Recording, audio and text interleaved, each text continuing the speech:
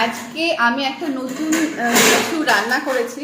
আমার মা তোমার কি ব্যাপার আজকে? তুমি আজকে সেজে গুজে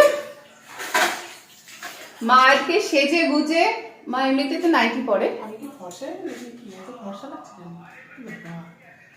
না মা আমাদের বাড়িতে থাকলে মা এরকম একটু স্কিনটা ব্রাইট লাগে।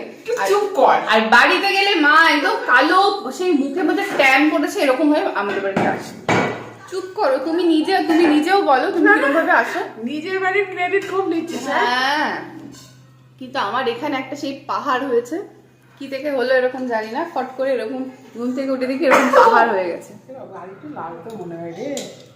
এই রে কম হয়ে গেল রে। দিদি কম খাবে, মা বলছে কম হয়ে গেল নাকি। আর আমার বোন আজকে আসলো, ও বাড়িতে গেছিল। ওর আবার একটু মাঝে মধ্যে একটু বাড়িতে না গেলে ওর ভালো লাগে না। বাড়িতে গেছিল, আজকে একটু আগে এলো। জিরে রাইস আর কপি পনির শাহী কোরমা। তো এই, আর আমাদের কালকে একটা বিশাল বড় ব্যাপার হয়ে গেছে। মানে আমাদের রাঁধুনি কাকিমা ছিল, তো তা আমার মানে ওই বলো না, মানে অন্যের হাতে রান্না বান্না মানে প্রতিদিন খেতে খুব একটা ভালো লাগে না। তো কালকে কাকিমাকে ছাড়িয়ে দেওয়া হয়েছে। আজকে থেকে রান্নার ভার আমি নিয়েছি।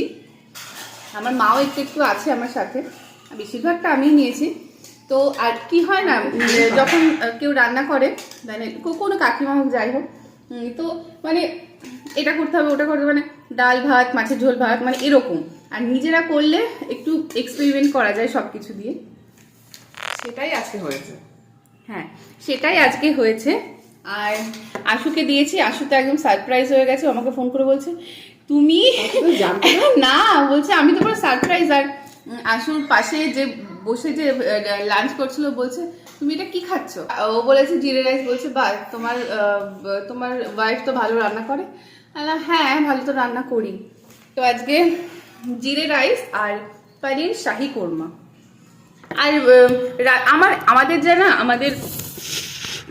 আমাদের যা লোকজন, আমাদের খাওয়া দাওয়ারই কোনো অসুবিধা নেই। আমরা নিজেরা রান্না করে যা মানে একটা ঝোল ভাত যদি দিই সেটাও খেয়ে নেবে।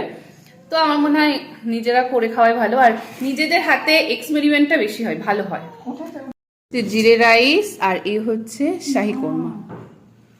আমার বোন আরেকটু নিচ্ছে, আমার বোনের এইটুকু নিতে হয়নি, এই জন্য আরেকটু নিচ্ছে। কেমন হয়েছে একটু বল। ভালো, খেয়ে দেখ আগে। তুই ভেবেছিলি ও বলছিল অনেকদিন ধরে পনিরের এরকম কিছু করতে, তো এটা করলাম। আমি একটুখানি খেয়েছিলাম, খেয়ে টেস্ট করেছিলাম, তবু এখন খেয়ে ক্যামেরার সামনে বলছি। আর শীতকালে না এখন ফুলকপি খেতে বেশ ভালো লাগবে। নতুন নতুন উঠবে, যেই পুরনো হয়ে যাবে তখন আর ভালো লাগবে না।